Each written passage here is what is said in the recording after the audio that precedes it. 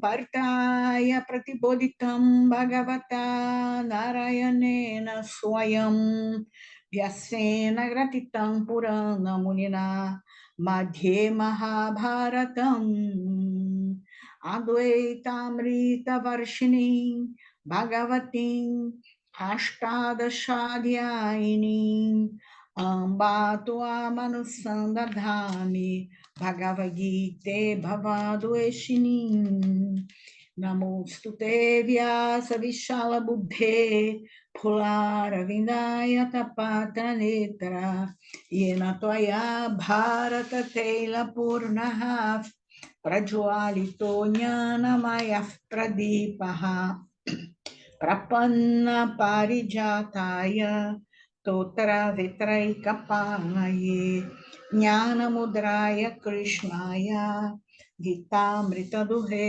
Namaha Sarvopanishado Gavo Dugda Gopala Nandanaha Parto Vatsa Sudhir Bhokta Dugdang Gitamritam Mahate Vasudeva Sutam Devam Kamsa Chanura Mardanam Devaki Paramanandam Krishna Vande Jagadguru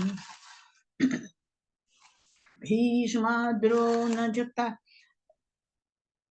Jayadatra Jala Gandhara Nilotpala Shalyagrahavati Kripena Vahani Karnena Velakula Ashwatthama Karna Vikarna Ashwatthama Vikarna Ghora Makara Duryodhana Vartini Sutirna Kalupanda Verananadi Kaivarta Karkeshavaha Parasharya Vachasaro Mamalam Gitarta Gandokkatam Nana Nanakhyana Kakesaran Harikatha Sambodhana Bodhitam Loke Sajana Shatpadera Harahaf Pepiyamana Muda Bhuyad Bharata Pankajam Kalimala Pravansina Shreyase Mukam Karoti Vachalam Pangum Langayate Girim Yatripatamaham Vande Paramananda Madhavam Yam Brahma Varunendra Rudra Marutaha Stumvanti Divye Istave Vedei Sangapadakram Panishadeir Gayanti Yam Samagaha Dhyana Vastita Tadgatena Manasa Pashyantiyam yoginaha yasyantam navidu sura suragana devaya tasmei namaha.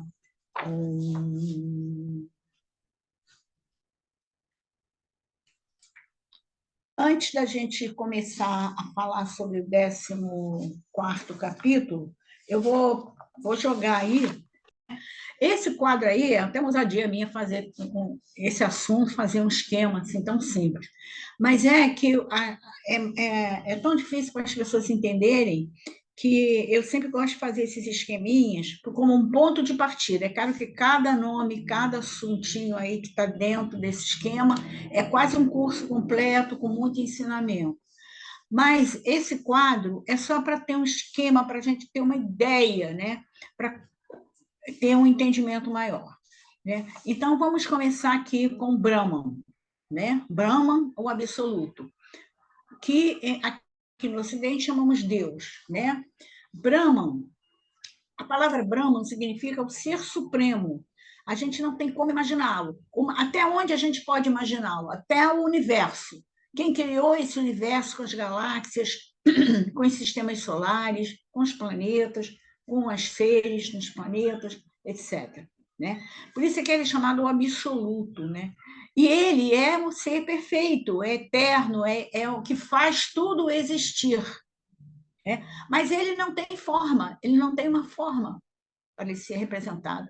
Ele não tem palavras que possam descrevê-lo tão plenamente. Nós não temos no nosso vocabulário humano palavras para descrevê-lo. A gente vai no máximo que a gente pode ir, aquele que é perfeito, que é supremo, é o máximo, mas ele é muito mais do que isso.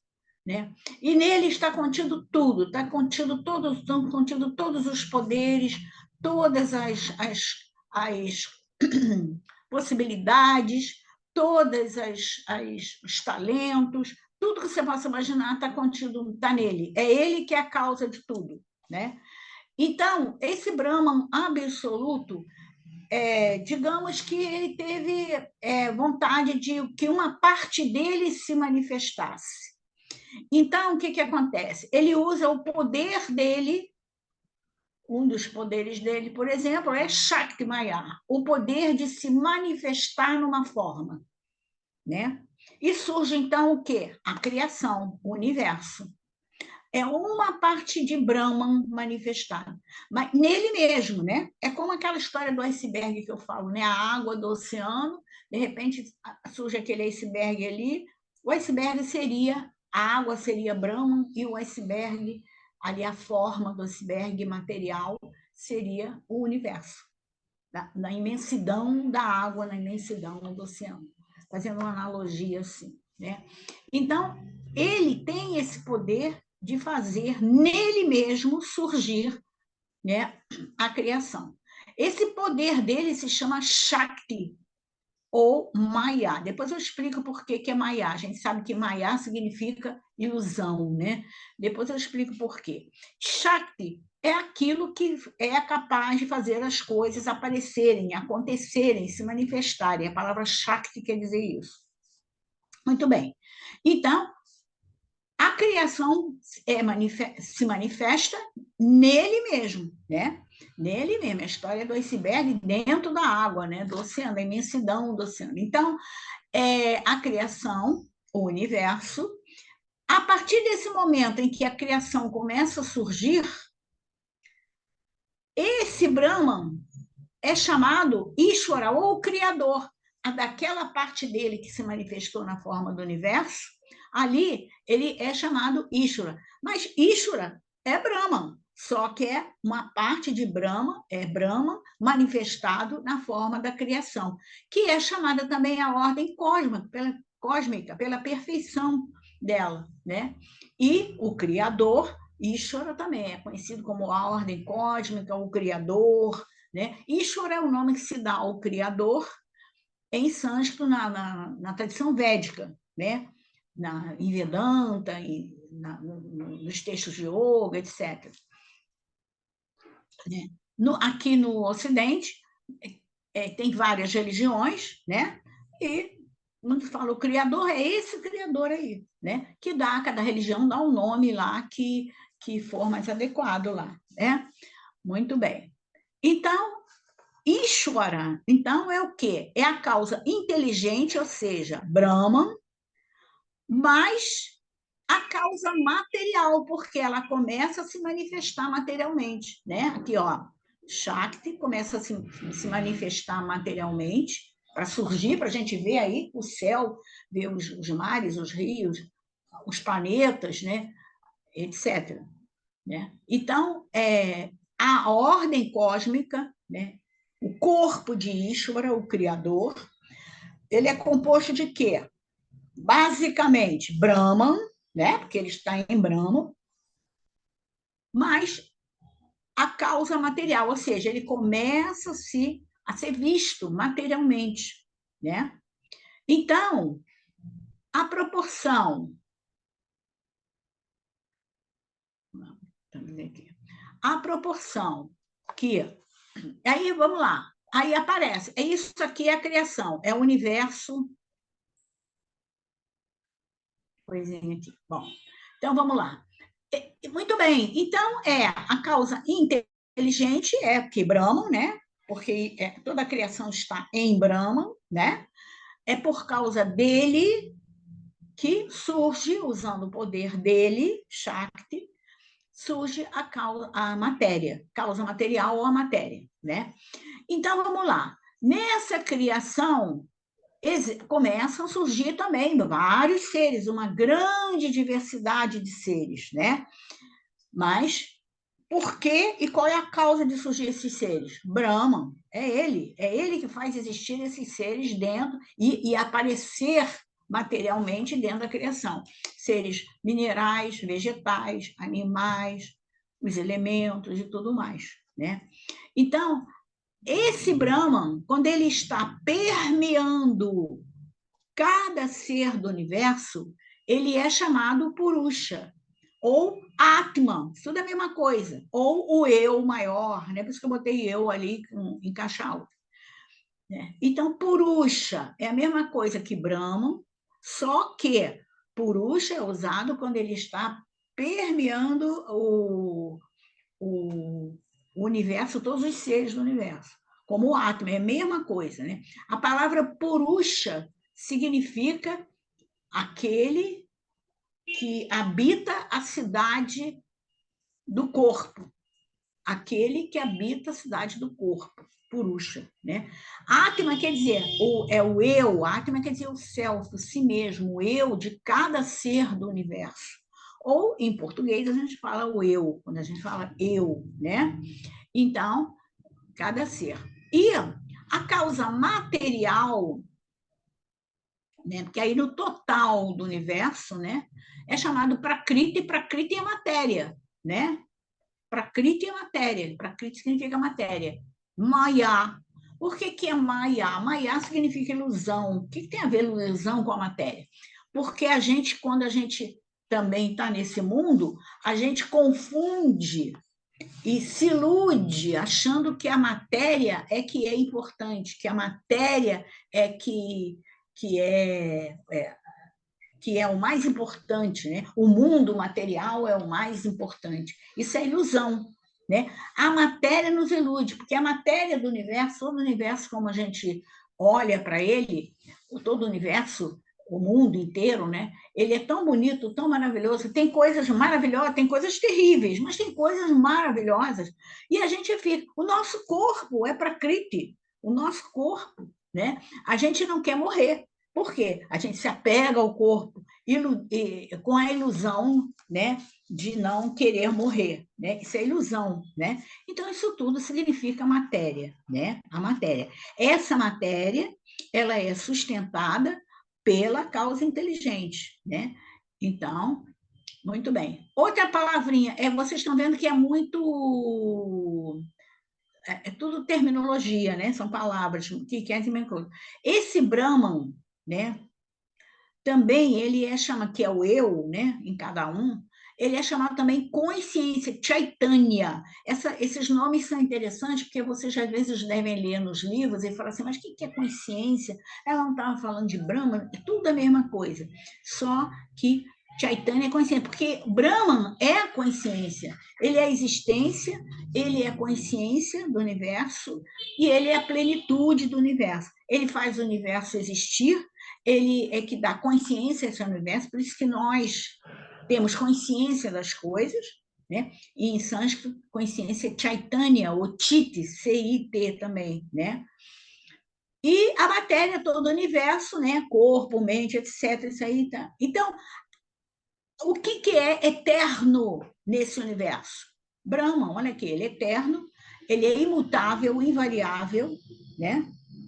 Ele é pleno, ele tem tudo que está ali, todas as qualidades, todos os talentos, todas as possibilidades, está tudo em Brahman, né? E a matéria? A matéria, ela é efêmera, ela é passageira. Né? A matéria, ela não é eterna, né? Então, deixa eu baixar mais um pouquinho aqui para ver se... porque agora eu quero vir para essa parte aqui. A matéria, ela é passageira, ou seja, ela tem uma validade. Tudo que é matéria no universo tem uma validade. O próprio universo, a partir do momento que esse Brahman queira dissolver aquele iceberg na água, ele vai dissolver nele mesmo, né? A morte não é nada mais, nada menos de nós deixarmos a matéria e nos dissolvermos na nossa essência, que é o Brahma, mas no nosso corpo é chamado Atma, né? Ou Purusha, né? Agora, esta matéria, ela tem 3 gunas. Tudo que a gente que a gente faz, é baseado nesses 3 gunas. Gunas são características, qualidades da matéria. Tudo que tem uma forma, que está manifestado numa forma, tem esses 3 gunas. Quais são os gunas? Sátua, rádias e tamas. O que é isso? Sátua é a clareza, a clareza de mente, a tranquilidade, o equilíbrio. Isso é sátua. Todo mundo tem essa parte em algum momento da vida. Qualquer coisa no universo, né? Rádias é o quê? É a agitação, é a movimentação, é a paixão, né? Agitação. E tamas é o contrário, é a inércia, é a preguiça, é a dificuldade de raciocínio, né? Tudo neste universo manifestado tem esses 3 gunas. Vocês podem perceber, por exemplo, o dia. Tem dias que são sátuicos, né? Predomina sátua, porque sempre tudo tem esses 3 gunas, uma sempre predomina, tá? Quando o dia está calmo, tudo acontece, está um dia bonito, agradável, sátua, um dia sátua, predominando sátua. Às vezes tem aquele dia que é agitado, está tudo uma confusão, é uma barulhada, muita agitação. Está predominando quem? Rádias. Ou então é aquele dia abafado, né? O trânsito parado, difícil da gente fazer as coisas, a gente chegar nos lugares, tamas está predominando. Sempre tem os 3 gunas. Esses gunas é que fazem as coisas ficarem mais fáceis, ficarem mais agitadas, ficarem mais calmas, ou assim, mais preguiçosas, né? Então, por exemplo, cada um de nós, tem dias que a gente amanhece e está tudo bem.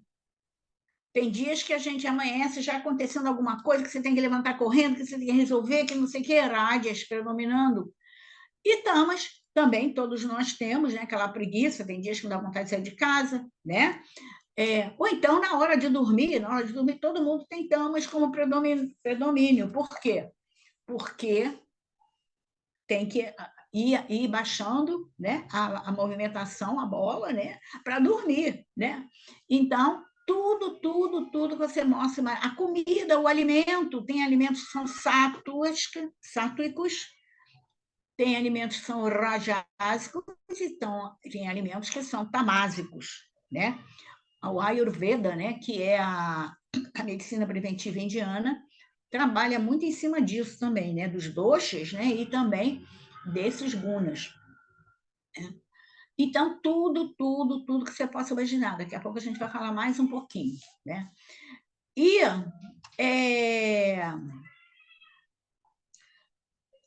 toda essa parte que está aqui em vermelho é a... Deixa eu botar aqui. A parte que está em vermelho é a matéria, é o mundo manifestado. E a verdadeira natureza desse mundo manifestado é tudo que está em azul. O que tiver em azul é Brahman, que recebe vários nomes, né? Quando ele está individualmente, permeando, né? Então, o que está em azul é Brahman. Isso não tem a nossa verdadeira natureza, né? E o que está em vermelho é a matéria que é passageira. A matéria, ela é passageira, ela é efêmera, né?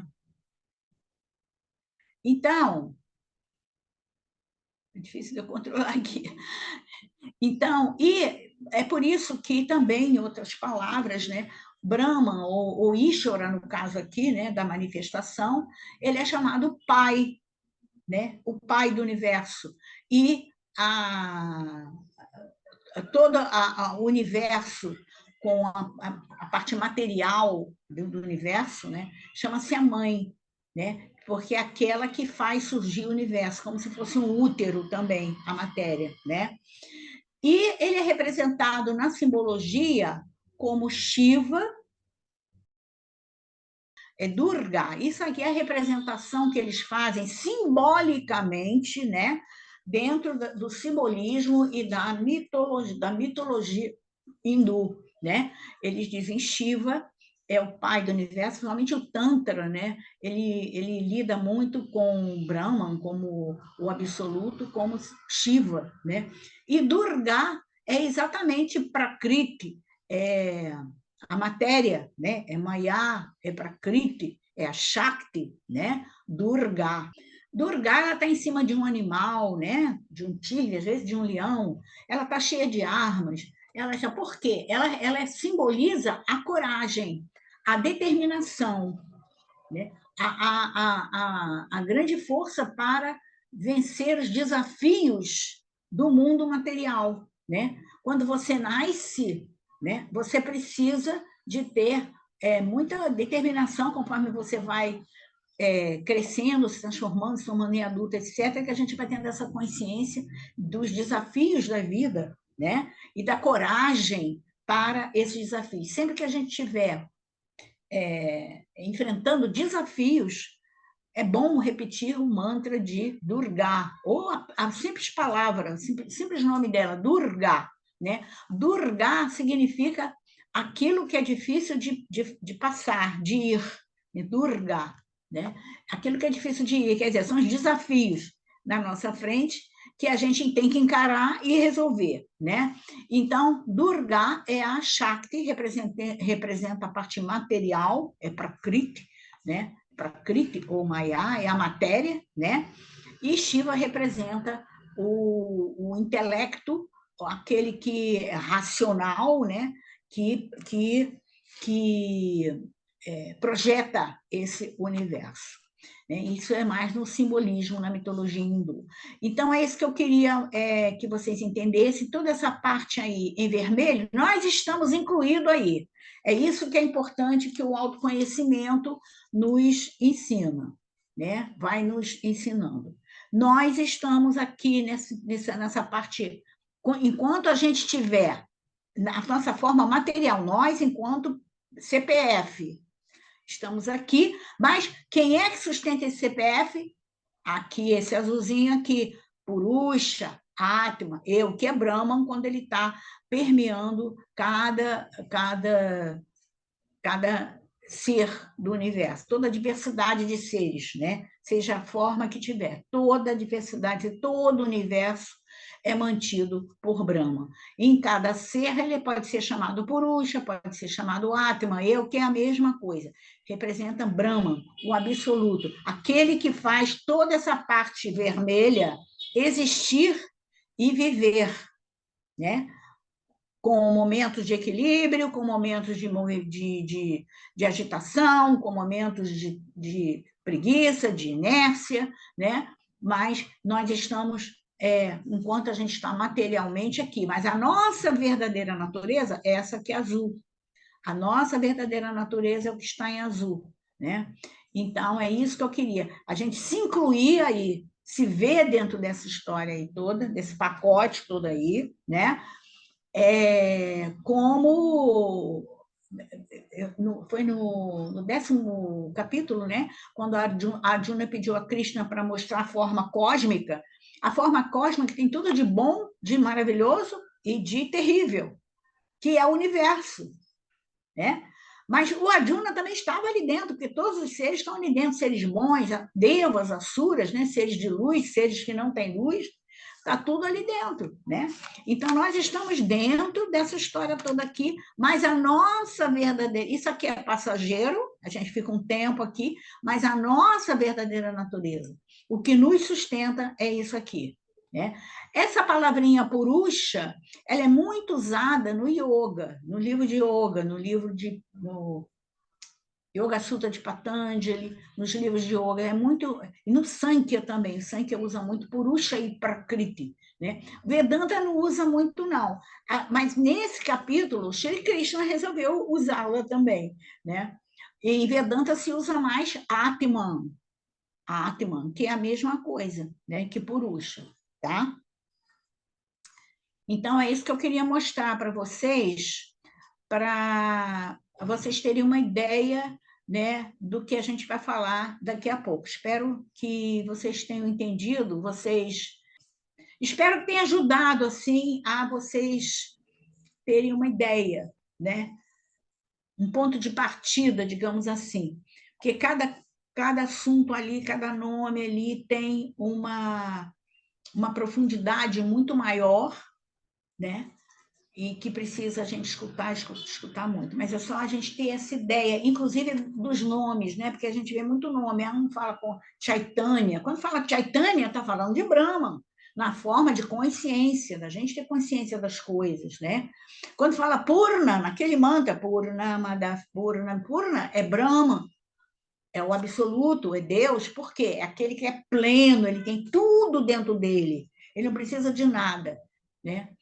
E então, ou então ele é também o próprio Brahman, né? Ou Ishvara na forma do universo, o universo é Brahman na forma do universo, como criador, né? Na ordem cósmica, né? E individualmente tem aqueles nomezinhos, Purusha, Atma, etc., que é a nossa verdadeira natureza. Quando a gente entra num caminho de autoconhecimento, é isso que a gente está caminhando para isso, para aquele lado azul do quadro que eu fiz, aquele lado azul ali, né? Que é Brahman, que é o absoluto, é a nossa verdadeira natureza. Tá bom? As religiões, elas já dão por isso que a religião é muito importante, qualquer religião, né?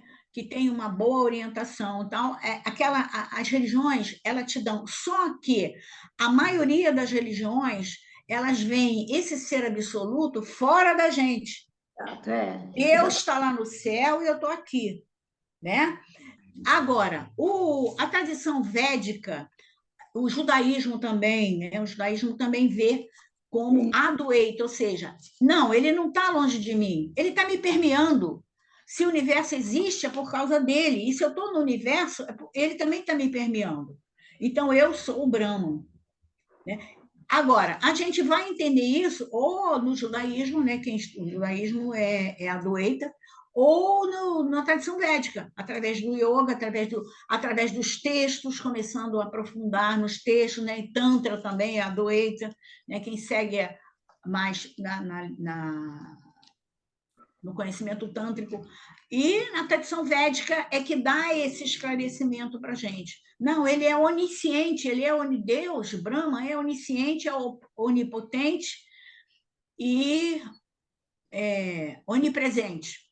Aí eu preciso entrar numa linha, num determinado conhecimento ou numa religião para ter essa ligação com esse ser absoluto. A maioria das religiões faz essa ligação, mas só que separado. Você tem o Deus está lá no céu, você tem que pensar ele fora de você. A tradição védica já diz, não, você já é. Só que ele está em você, permite que você viva, permite que você faça tudo, mas você se esquece disso tudo. Então, aí a tradição védica diz, não, você não está longe dele, ele não está lá no céu, você aqui, ele já está em você. Algumas pessoas acham, mas imagina que se eu sou Deus. Sim, eu sou. É ele que me mantém vivo. O que é quando ele fala assim, imagina eu não ser Deus. Na verdade, o CPF, a personalidade, é que precisa entrar numa linha de autoconhecimento para entender isso. Né? Porque quando você diz, eu não sou Deus, você está se identificando com a forma, você está se identificando com o ego, com a personalidade. Como é que eu vou ser Deus? Isso é o ego, é personalidade. Você está se identificando com a personalidade. Não, eu sou. Só que eu tenho que entender isso plenamente e vivenciar, me aproximar desse ser absoluto que eu sou, né? Através do conhecimento. Sandayananda tem um texto que ele fala: Deus não é uma questão de fé, é uma questão de conhecimento. Você tem que entrar numa linha de autoconhecimento para ouvir das pessoas quem você é. Eles até dão um exemplo assim, sabe quando você bota o óculos assim? Aí você sai, vai fazer qualquer coisa, depois você vem ficar procurando o óculos. Cadê o óculos? Cadê não sei onde que eu botei meu óculos? Aí uma pessoa, está aí na sua cabeça. Olha aí, né? É a mesma coisa, você precisa de alguém para falar para você. Você é Atma Brahma. Você está procurando o quê? Você já é. É um paradoxo, eu já sou e eu não sei quem eu sou, né? Então, quando você entra numa linha de autoconhecimento, começa a ouvir os textos, você começa a despertar para isso, pouco a pouco, sem pressa, porque não é fácil, e você vai pouco a pouco, através das práticas, através de ficar escutando, tem que escutar, né? Alguém tem que falar para você, tem que escutar, e aí você vai, então, despertando para isso. E quando você desperta para isso, o que acontece? Essa luz de Atman, de Brahma, em você, vai iluminando os seus instrumentos, a mente, o intelecto, e o corpo vai agir com muito mais sabedoria no mundo. Então, vamos lá. Então, nesse 14º capítulo, ele fala sobre os 3 gunas. Guna é uma palavra masculina, geralmente a gente fala as gunas, né? Na verdade, são os 3 gunas, ele chama-se... como é que ele chama? Os 3 gunas. Ele fala a diferença entre os 3 gunas, né? São aqueles 3 gunas que eu mostrei para vocês. Sattva, Rajas e Tamas, né? Que é característica da matéria. Da matéria. A matéria, quando você vem de uma forma, quando você nasce, vamos falar da gente enquanto ser humano. Quando a gente nasce, essa matéria, essa pessoa que nasceu, ela já vem com os 3 gunas. Mas tudo no universo tem os 3 gunas, né? Esses 3 momentos. Ora uma predomina, ora outra predomina, né? E o ideal é que você eleve, tem eleve o nível do guna sattva, né? Porque mesmo que você seja uma pessoa muito ativa, né, na sua personalidade, seja de uma pessoa atuante, ativa, se você tiver o guna sattva, que é rajas predomina, né? Quando você tiver o guna sattva quase próximo, a sua qualidade da sua atividade vai ser muito boa, né?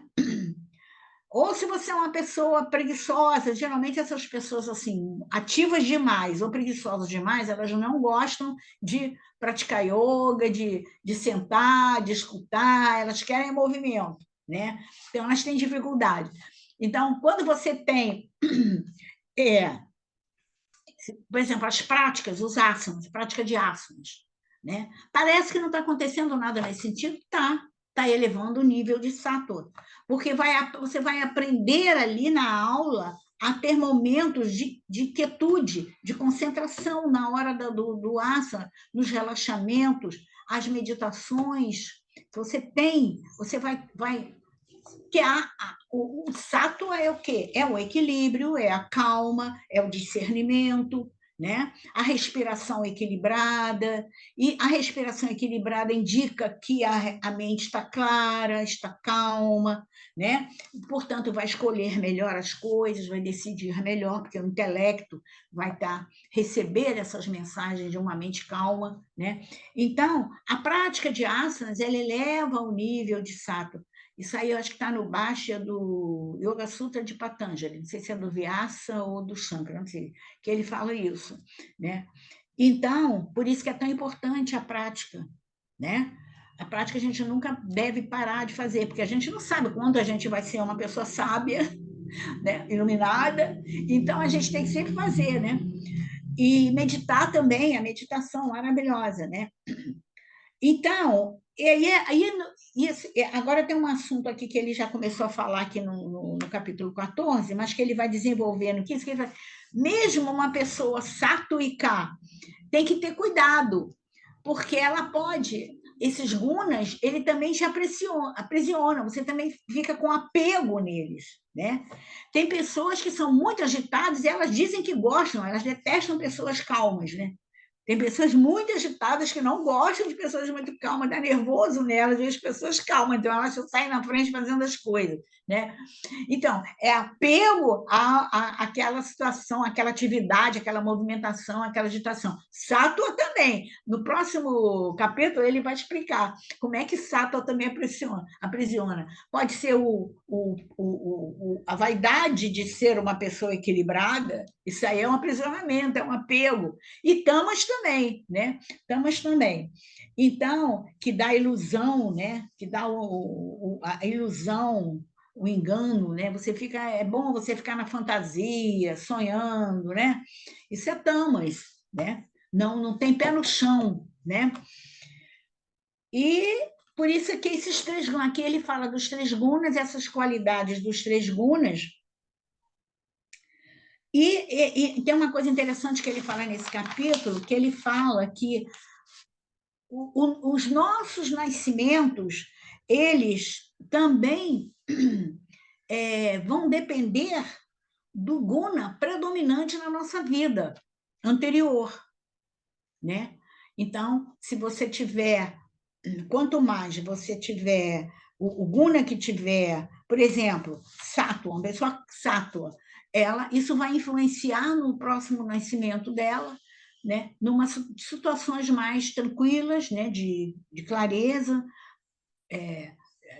não é que não vai ter problemas, mas vão ser situações que ela vai conseguir resolver com certa facilidade, né? Se for rádias, não. A pessoa rádias do final da vida, no outro nascimento, ela vai ter desconforto, ela vai ter situações sempre, ela está sempre em confusões ali, né? E tamas é aquela pessoa totalmente iludida, né? Vai mundo mundo da lua, né? Como é que a gente chamava antigamente? A pessoa fica no mundo da lua, né? Antigamente se falava isso. Então, é isso. E ele falou também que uma coisa que é falada aqui também no 14º capítulo, né? Que foi a Arjuna que perguntou. Aí, como é que a gente pode ir além desses gunas, então? Ele perguntou para Krishna, né? Krishna disse assim para ele: sabe por onde? Bhakti Yoga. Através de Bhakti Yoga. E qual é a base de Bhakti Yoga? Você se entender, por isso que eu botei aquele quadrinho, se entender que a sua verdadeira natureza é aquela partezinha azul ali, é Brahman, é Atman, Purusha. Saber que você está dentro de uma ordem cósmica, o Criador. Saber que você depende desse Criador. Oferecer seu dia ao Criador, oferecer suas ações ao Criador. Quando acontece alguma coisa, seja de coisa boa ou coisa ruim, a gente está no caminho do autoconhecimento, não significa que nada ruim vai acontecer, não. É vida que segue normal. Só que a nossa atitude diante do que nos acontece é que muda. Se vier uma coisa boa, vamos saudar o Criador, agradecer no nome que você quiser, né? A gente, em sânscrito, em Vedanta, Ishwaraha, né? Agora, se for uma coisa ruim, também vamos agradecer e perguntar o que isto está, o que Ishwara, o que o Criador está querendo me dizer com essa situação. Isso te dá calma e te dá uma certa, como é que se diz? Você passa por entender aquela situação com calma. Você não se estressa demasiadamente. É claro que a gente tem sempre, quando acontece uma coisa que não é legal na vida da gente, a gente tem um impacto inicial, mas você se refaz rapidamente. Se você tiver esse hábito de agradecer para Sada Budhi, que ele já falou lá atrás nos capítulos, ele aqui está falando de outra maneira, lá atrás, né? Para Sada Budhi, é receber tudo como uma bênção na sua vida. Tudo que acontece na sua vida é uma bênção. O que acontece de bom, que bom que aconteceu. Que aconteceu alguma coisa que é difícil, é para você aprender, para você desenvolver certas qualidades em você, naquela situação, né? E para você agradecer e perguntar o que ele está querendo me dizer. Isso é você estar conectado com a ordem cósmica, conectado com o Criador.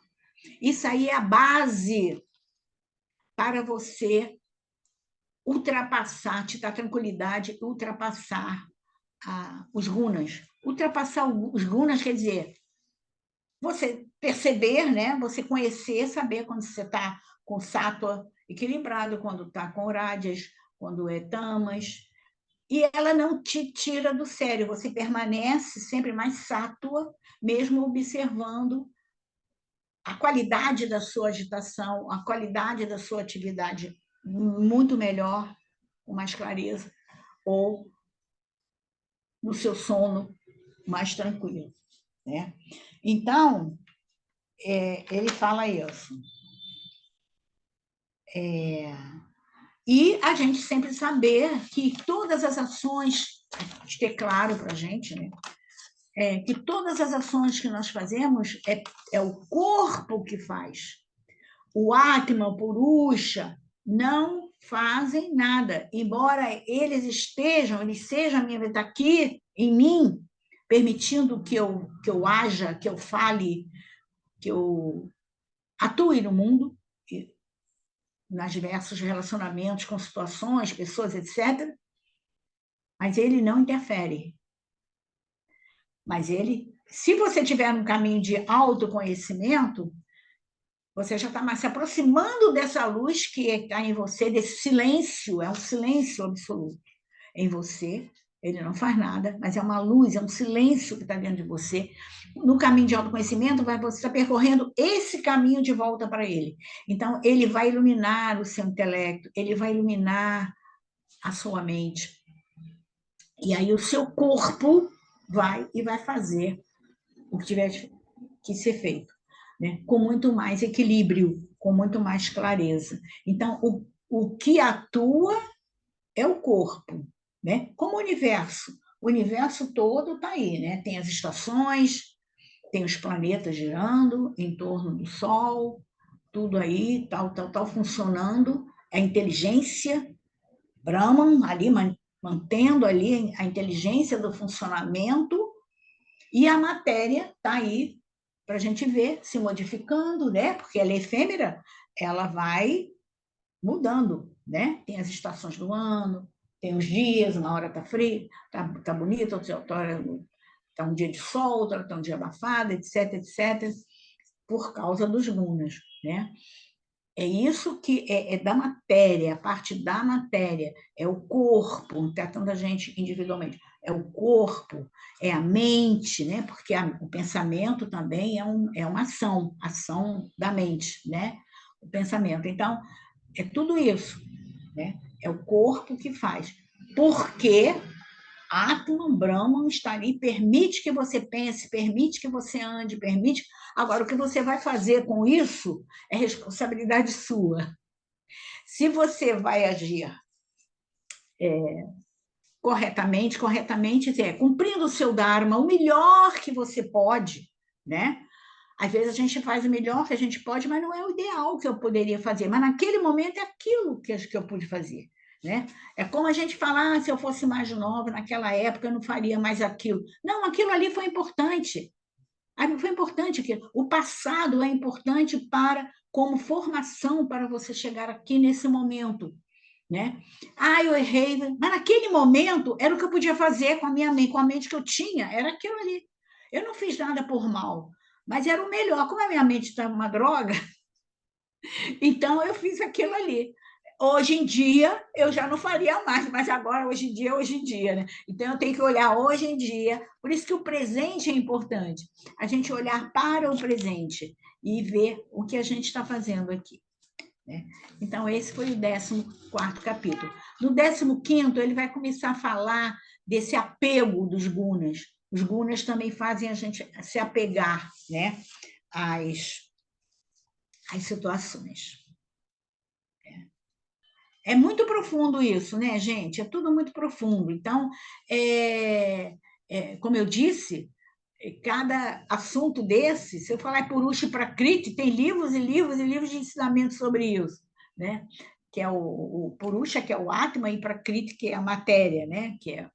Então, cada coisa, cada assunto ali é uma coisa. Isso aqui é só para a gente ter esse entendimento, mais uma vez, reforçando isso. Nós estamos dentro daquela partezinha toda ali de letrinha vermelha, nós estamos ali, tá? Nós estamos ali, quer dizer, o corpo, né? Mas a nossa verdade é tudo aquilo que está em azul, que a gente já é, mas a gente desconhece. É preciso que a gente se una aquela partezinha vermelha com a partezinha azul, né? Que a matéria se entenda a sua verdadeira natureza, né? Ela é passageira, o que é eterno nela é a Atma Brahma, tá?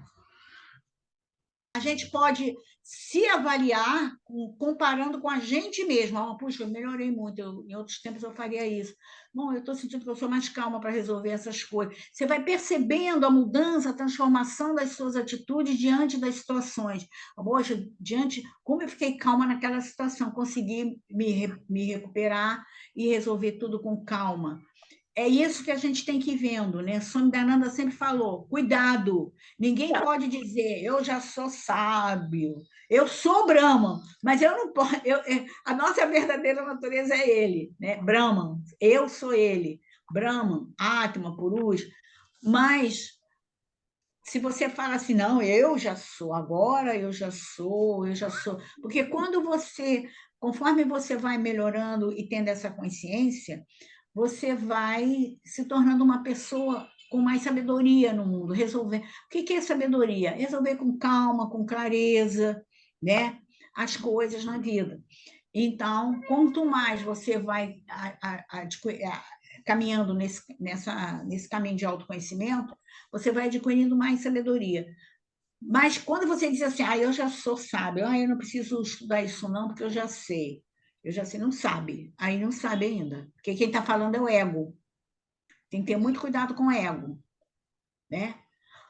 Essa coisa, até desde o asana. Às vezes, a pessoa começa a praticar asanas e a pessoa fica tão feliz de estar praticando asana, mas, ao mesmo tempo, tem pessoas que ficam tão vaidosas e orgulhosas de praticar asana, se acham melhor que outras pessoas que não estão praticando. E fica mostrando aqueles asanas difíceis, não sei o quê. Isso aí, né? Pode até fazer asanas difíceis, claro que pode. Mas quando você começa uma coisa de exibição, isso é ego. Não é Atman Brahman, é ego. Né? Então, você deve ter esse cuidado de saber que você está num caminho, você está caminhando, você está num processo de autoconhecimento. Né? Quando as pessoas... Eu falei de Swami Dayananda agora, uma vez um aluno perguntou, eu ouvi, ele estava numa palestra e perguntou a ele, o senhor já é sábio, já é iluminado? Ele falou assim, ninguém pode dizer que é iluminado. E quem diz não é. Porque quem está dizendo é o ego. Então, e nem você pode dizer que fulano já é um iluminado. Fulano já é. Você pode achar aquela pessoa especial, aquela pessoa que tem conhecimento, você pode observar, ver que ele tem qualidades e tal, mas ninguém pode dizer quem é. Você pode ir percebendo em você essa transformação. Só a própria pessoa pode saber. Mas quando ela fala, eu já sou, ela não é. Então, é. Então, já é. Ele sabe, mas ele não precisa estar exibindo isso para os outros. Ele pode demonstrar isso, as pessoas vão começando a notar pelas atitudes dele, pelos ensinamentos dele, pelo mérito que ele tem de passar aquele ensinamento, como é que ele trata as pessoas, como é que ele resolve as situações, né? Aí a pessoa fala, mas eu tenho achei que me decepcionei tanto. Não tem que se decepcionar, a pessoa também está num processo, né? Então é isso. Ele vai falar disso no próximo capítulo, exatamente, dessa questão da pessoa se achar, né? Tá? Isso é yoga, gente. Yoga é um caminho de autoconhecimento, é um caminho de autoobservação. Você não tem que se comparar com os outros. você tem que se comparar com você mesmo. Como é que eu estou? Ah, eu gostei de mim quando eu resolvi aquela situação, que eu fiquei calma, não houve discussão, não houve briga, e a gente conseguiu resolver com calma e tal. Eu ajudei nesse processo. Puxa, como eu melhorei, porque antigamente eu não era assim, não. Eu já saía, né, na briga com todo mundo e tal, tal. Então, você vai observando. Ou então, em outra situação, eu ficaria muito nervosa, descontrolada, eu não saberia o que fazer e não sei o quê. É isso, aí você vê que você conseguiu ficar calma, que você conseguiu resolver. Então, isso é o processo, é auto-observação. Isso é yoga. Yoga é isso, a gente faz asanas, pratica asanas para isso. Estuda Vedanta, textos, etc., para isso. Medita para isso. Para a gente se auto-observar e a gente ir vendo com relação a gente mesmo, não nunca com o outro, porque o outro é o outro, também tem história, né? Outra pessoa, gente. Tem a história dela, tem todo o caminho, então não tem que se comparar, nem julgar, nem... Olha, tem uma coisa interessante que até eu acho que eu não falei aqui, que nesse capítulo, no final, ele fala, deixa eu ver aqui, está aqui embaixo, é a hora que eu me lembrei. Shri Krishna fala, o sábio não julga, o sábio não critica, o sábio não cobra dos outros. E ele sabe que ele deve agir no mundo, embora ele também saiba que quem age é o corpo, que é por causa do Atma, da verdadeira natureza do corpo, que é Atma Brahma, né? Então, é isso aqui, ele termina com isso. E aí ele diz, Krishna fala, Bhakti é o caminho ideal para ir além dos gunas. E quando eu falo Bhakti, né? Bhakti quer dizer devoção. Bhakti Yoga quer dizer yoga da devoção.